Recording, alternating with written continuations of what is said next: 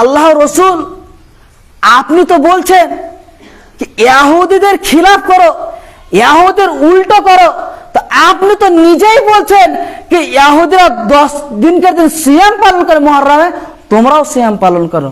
তাহলে ইহুদিদের খিলাফ কোথায় হলো? ইহুদিদের উল্টো কোথায় হলো? যেমন ইহুদিরা সিয়াম পালন করছে 10 দিনকার দিন 10 মুহররম, আমরা তো সিয়াম পালন করছি 10 দিনকার দিন, তাহলে ইহুদিদের খিলাফ তো করলেন না। জি না, আমরা সিয়াম পালন করব না, এটা হতেই পারে না।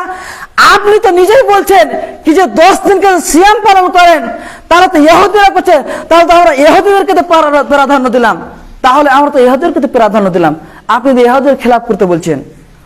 তখন আল্লাহ রসুল বলেন, ফাকার রাসূলুল্লাহ সাল্লাল্লাহু আলাইহি সাল্লাম লাইন বাকিতু ইলা ক্বাবিল আসুমান্না তাসিম।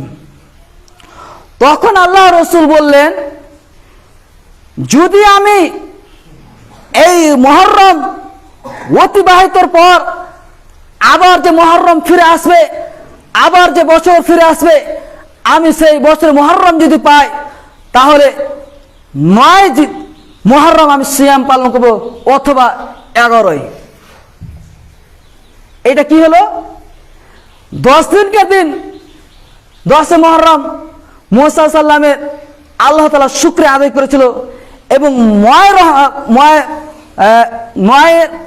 মুহররম এটা হবে ফিরে মানে আপনার ইহুদিদের উল্টো।